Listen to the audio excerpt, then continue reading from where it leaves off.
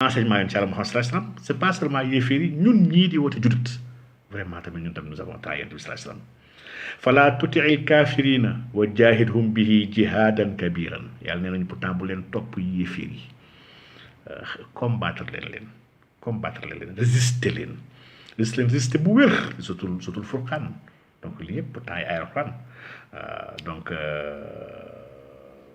baax na ñuy bàyyi xel qad jaakum basairu min rabbikum yàlla nee na wàcce jox naa leen ay xooluwaay de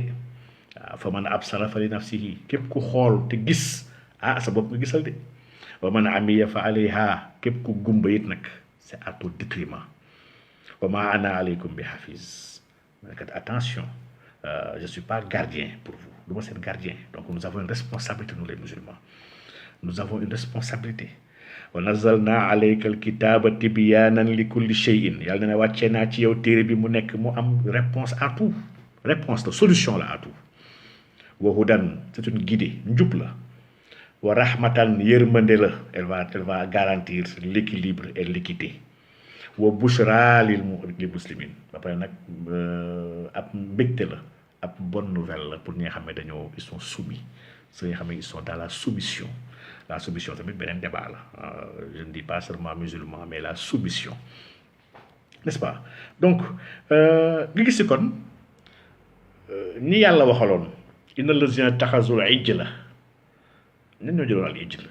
yi surtout Araf ñan la yàlla doon waxal ñun jëloon le veau d'or sayanaaluhum ghadabun min rabbihim dañu am mer ils ont gardé dañ gagné nañu merab borom bi wa zillatun fi hayati dunya gis nga de wa kazalika nazil pourtant lii gars yi ñu koy xoolee ay yahut yu nekkoon jamono incha allah Moussa mais c'est nous sommes en train d'adorer le veau d'or. Nous sommes en train d'adorer les biens de ce bas monde. Nous sommes en train de nous écarter de la voie tracée par le prophète Mohammed sallallahu alayhi wa sallam. Nous sommes dans le système de Dajjal. Le système de Dajjal est le système qui est contradictoire et qui fait la guerre de manière ouverte au système bi xam moom lay yàlla bëgg ñu nekk ndax yàlla fa bëgg ñu nekk système bu leeral siraatal mustaqim la ko tuddee siraatal mustaqim n'est-ce pas sa asrifu an ayati allazina yatakabbaruna fil ardi bi ghayri al haqq wa in yaraw kulli ayatin la yu'minu biha wa in yaraw sabila rushd la yattakhizuhu sabila wa in yaraw sabila al ghayy yattakhizuhu sabila zalika bi annahum kazzabu bi ayatina wa kanu anha ghafilin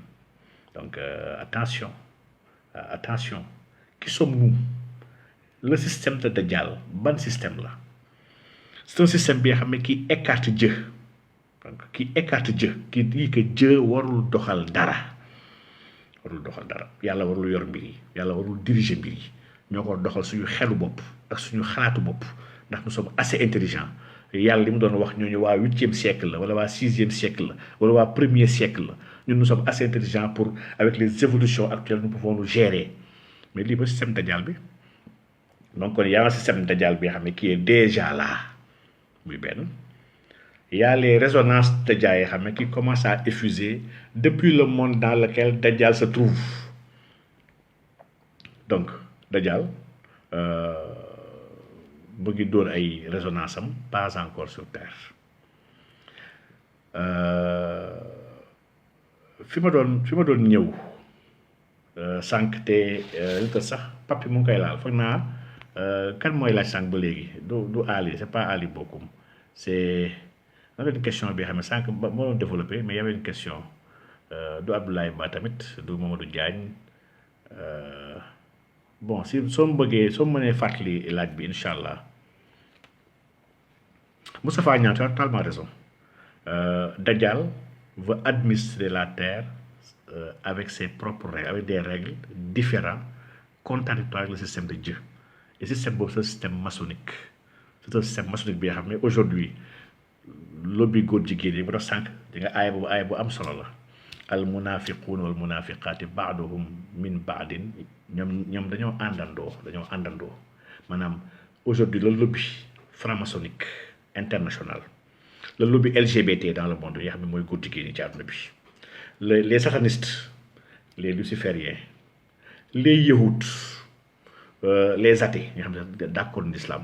l'environnement maanaam le milieu de l'usure maanaam la finance, la haute finance internationale, l'industrie du jeu et du sexe muy industrie bi yëpp industrie yëpp ñi ngi yëpp may wax nii islam arrangé wu leen. Ils ont un ennemi commun benn ennemi lañ mooy islam ñun ñëpp nag ensemble dañoo bëgg damm l'islam. Et nag waaw Pape Boumi yaa ngi egsi nag ci le cœur de la chose al Mahdi ndax on peut pas parler de Insa parce que suñu waxee Mahdi il faut ñu waxaale Insa. Dajjal moom lu leer la moom laa wax léegi sur ces 3 états mais Insa ak Mahdi tamit kazalika Ahmed Insa jazakumullah xeran dafa am jikko bi xam mooy jikko yahut ci Alxuraan jikko ku ko am yahut nga. Donc yaay yahut suñu wax yahut dëgg yaa ngi ci biir yahut yi yaa ko xamul même bu dee yaa ngi junaan allah akubar yahut nga. jikko boobu instant yi ñu ëpp fii si musulman ñu koy commencé ñu ngi soloo jikko yooyu te jikko yooyu ñun moomuñu ko ndax yéen sax newoon na man tashabbaha bi qawmin mu ne fa huwa minhum képp kuy jéem a roy di toppandoo benn xeet man ci xeet boobu nga bokk lu mat a bàyyi xel la mais Isa alayhi salaam parce que pour parler de Mahdi il faut tamit régler l'équation Isa l'équation al-Jassasa est indépendante am l'espion et loolu moom yéen ñi nekk ci informatique di doxal mbir yi xam ngeen ni ñun ñëpp nous sommes ñu wax la réalité des données ce que j'appelle le dataïsme. Donc le dataïsme aujourd'hui avec les données, les méga données, l'utilisation qu'on fait des données, la production de données que nous sommes en train de faire, mais vraiment nous sommes espionnés tous hein. maa ngi koy wax temps yii ma gisee gars yi di wax ay WhatsApp ak gars yi damay quitté WhatsApp kii naan damay quitté damay dem Telegram ma ne vous n'avez rien compris application boo leen mën dem ak bu mu mën doon y a des applications plus sécurisées que d'autres certes oui mais personne n'est à l'abri dans sa vie privée loolu amul si àdduna bi ku bëgg a nekk à l'abri je lui conseille bu mu am téléphone bu mu am benn application bu mu am mail bu mu am courant bu mu am bu mu jege sax ñu am téléphone parce que ñu am téléphone su ko jegee sax ba tey ñu ngi koy sa caméra sa micro bi yëpp même soo taalul soo connecté wul il est actif donc bu mu jegee kenn ko am téléphone ba pare na fexe nekk fi nga xam ne benn satellite du ko mën a gis donc ndax ñu ngi lay xool ci kaw asamaan donc ñu ngi lay xool ba sa biir kër mën la zoomer même signal Dariao même signal. Tout ce qui est application ils ont été faites par des personnes yoo xam ne am nañu mbir waaw donc suñu ay données on l'utilise et on est dans un monde qui est hautement libéral on paye pour tout lépp la jéem a gëm loolu c'est gratuit télécharger c'est gratuit c'est pas gratuit mooy li papi di wax rek yow yaay client bi da nga koo xamul rek donc mais voilà on paye toujours d'une manière ou d'une autre on t'utilise ñun ñooy produit nous sommes des produits quand on dit que c'est gratuit c'est parce que c'est toi le produit dañ lay utiliser di utiliser sa ay données di la jaay on travaille sur toi donc vie privée amatul moo tax suñu waxu jasaasa l'espion ñu xam ne aaxiru zaman jasaasa sana la lu waay def ñu ko ñëpp dañ koy xam ñu fa nekk loolu sax dañu ko mën a xam ndax yoraa benn espion yoo xam moo koy jox espion du benn bête buy jóge fële am ay genn am ay karaw poilu non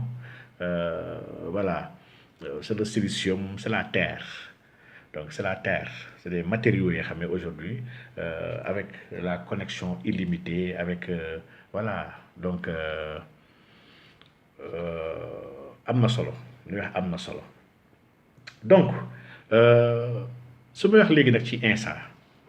nga xam ne on peut pas traiter mun nañ boole ak daaba ak jasaasa ak ak dajal lii yëpp ce sont des systèmes yoo xam ne qu'on comprend c'est des systèmes qu'on comprend systèmes yoo xam ne qui seront incarnés par voilà par des résonances yoo xam ne qui sont là dans le monde waaye Insa Mahdi c'est des choses différentes parce que bi on parle même de personne on parle de personne on parle de kii dafa nar a dee kii moo koy jullee donc lii ça nous pousse vers d'autres types de réflexion Insa alayhi salaam moom li ma ci xalaat ak li ma ci xam ñemee ma ko wax ci bërëb bi juste dire que rek Insa ñun dañoo bokk suñu gëm ne le royaume bu doon wax au ciel lu am la c'est un autre monde bi nga xam ne foofu la nekk foofu la bàyyeekoo damaa ñëw sax yeggal di may wax ndax man su ko fi waxee wax dëgg yàlla mooy loolu donc juste dire que rek li yàlla décrire yenn façon li mu wax ci ay xadis yëpp nga xam ko ci aaxiru zaman dafa mel ni kuy seetlu xool war na gis nous sommes déjà ci biir jamono boobu mbir yi ça commence à se finaliser mbir yooyu yëpp instant mu ngi commencé leer nous sommes en train di waajal benn monde bi nga xam ne des na tuuti nit yi sax ñëwatul bëri